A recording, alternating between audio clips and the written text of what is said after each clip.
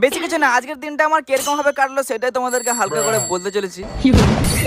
সকাল সকাল খাওয়া দাওয়া কমপ্লিট করে পায়ের উপর পা তুলে ঘরের মধ্যে বসেছিলাম, আর হঠাৎ করে আমার কানে একটা অনেক সুন্দর গন্ধ এলো। আরে এত সুন্দর গন্ধ আমাদের ইন্ডিয়াতে কিভাবে এলো, চলো একটু দেখি। ও মাই গড, আসলে গাইস এতক্ষণ যে সুন্দর গন্ধটা পাচ্ছিলাম ওগুলো এই পচা শুটকি মাছের গন্ধ ছিল। ঘর থেকে বেরিয়ে আমি চলে এলাম একটু আড্ডা মারতে, আর এখানে দেখি এরা আলু পেঁয়াজ কুরকুরে অনেক কিছু দিয়ে বিরিয়ানি বানিয়ে দিয়েছে। তাই ভাবলাম এদের সঙ্গে আমি একটু খাওয়া দাওয়া করি, কিন্তু হাত না দিতে দিতে সব খালি হয়ে গেল।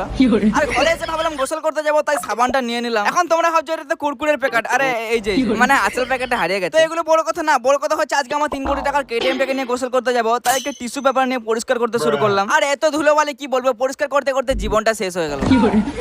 যাই হোক ফাইনালি আমার কেটিএমটা স্টার্ট দিয়ে বেরিয়ে পড়লাম। আমার রডে বসিয়ে বেল বাজাবো, আমার রডে বসিয়ে বেল বাজাবো, ও তুই হেলান দিবি আমার সজনী চড়বি আমার হিরো সাইকেল। আজকে